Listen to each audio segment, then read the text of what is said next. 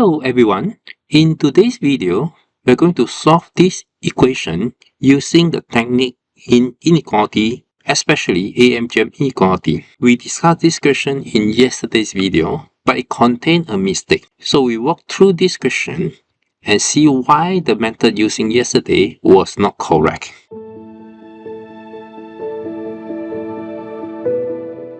Here is the method that we have yesterday. Why is it not correct? So generally, we are saying that if a equals to fx, which is greater than equals to gx, then equality holds for the inequality if and only if a equals to sum a, and fa also equals to a. This implies that x equals to a is the only solution to the function fx equals to a. Actually, the answer is not. It also does not mean that the minimum of fx equals to a. So these are the two conclusions that we made yesterday. Unfortunately, both of them are not correct. We'll see why using one example.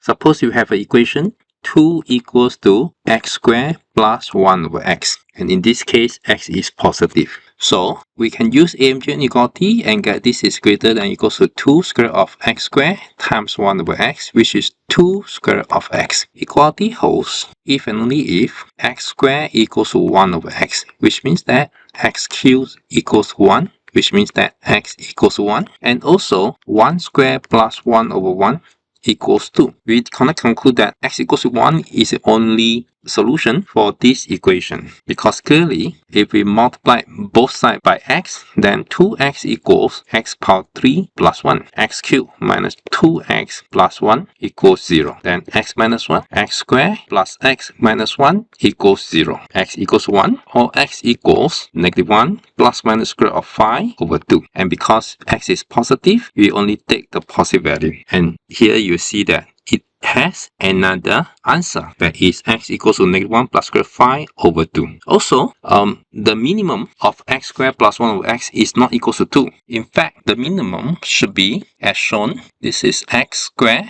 plus 1 over 2x plus 1 over 2x. That is greater than or equals to 3. Then the product of each term raised to the power of 1 over 3. And that is 3, 1 over 4 to the power of 1 over 3, which has a value of approximately 1.890. So meaning that the two conclusions that we make here are not correct. And we can see the graph for this particular example. When x equals 1, they are tangent to each other. But 1 is not the only answer for fx equals to 2. And the minimum of fx is 1.890, which is slightly less than 2. So back to the question. How do we solve it using AMGM inequality? First of all, let us recall AMGM inequality for two variables. A squared plus b squared is greater than or equals to 2ab. So double of a squared plus b squared equals a squared plus b squared plus a squared plus b squared, which this is greater than or equals to 2ab, and this is a squared plus b squared. And it can be factorized as a plus b squared. And we have a squared plus b squared greater than or equals to a plus b squared over 2. Okay, so this is what we need to get the answer. So we want to solve this. First, we consider x plus 1 squared, x plus 5 squared. This can be written as x plus 1 squared plus negative x minus 5 squared. And this is greater than or equals to, this is a, this is b. So a plus b will be equals negative 4. And the whole thing squared over 2. That will be equals to 16 over 2. That is 8. Next, x plus 1 to the power of 4 plus x plus 5 to the power of 4 will be greater than or equals to x plus 1 squared plus x plus 5 squared, the whole thing squared over 2. And from the previous inequality, this is greater than or equals to 8 squared over 2. That is 32. But on the other hand, the left hand side also equals to 32, which means that the equality holds. And